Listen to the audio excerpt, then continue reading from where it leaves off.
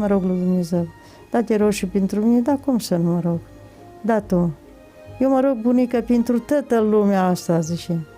Și pentru o șiră să-i facă Dumnezeu bun. Dacă așa l-a învățat bunica, el ascultă. Bunica și mama și... Slavă Domnului! Da. La biserică, de ce este important, poate și să ne împărtășim, să ne spovedim?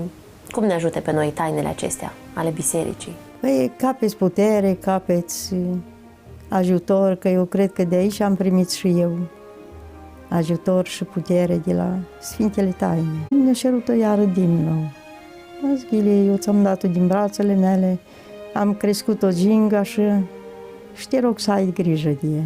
Și amândoi să aveți gânduri bune la Dumnezeu, că numai prin gânduri bune la Dumnezeu vi se vor împlini toate dorințele voastre bune.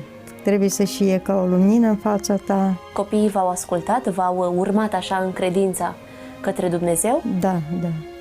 Ați reușit pe fiecare să-l duceți? Nu toți au gândul ăsta, parcă sunt împărțiți în două. O parte sunt mai într-un fel, o parte sunt mai în alta. Dorem întotdeauna să-i facă Dumnezeu buni, credincioși și să aibă dragoste de Dumnezeu. Dar de ce vi se părea important? De ce credeți că e important ca o mamă să-și aducă copiii, iată, aproape de Dumnezeu? Păi altfel nu-i cum, numai prin dragostea lui Dumnezeu, prin puterea lui Dumnezeu. Dacă n-ai dragoste de Dumnezeu și credința în Dumnezeu, ești pierdut în lume. De la mama ați învățat să aveți credință? Da. Ce vă spunea mama? Ne învăța rugăciuni și posteam miercurea și vinerea. Și ne spune că când voi muri eu să nu plângeți după mine, că atât am plâns eu în viața mea. Se ruga atât de frumos la Dumnezeu. Ați auzit-o așa, cum se ruga? Da. Vă mai aduceți aminte? Dacă ne puteți spune și nouă. Ne spune cruce în casă, cruce în masă, cruce în pat cu noi de casă.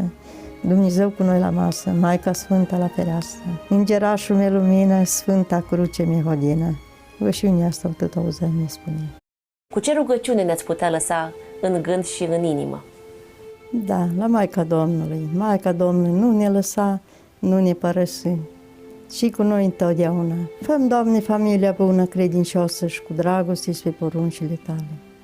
Ferește-mi, Doamne, de răle și de primejdii cum ai ferit corabia lui noi. Amin.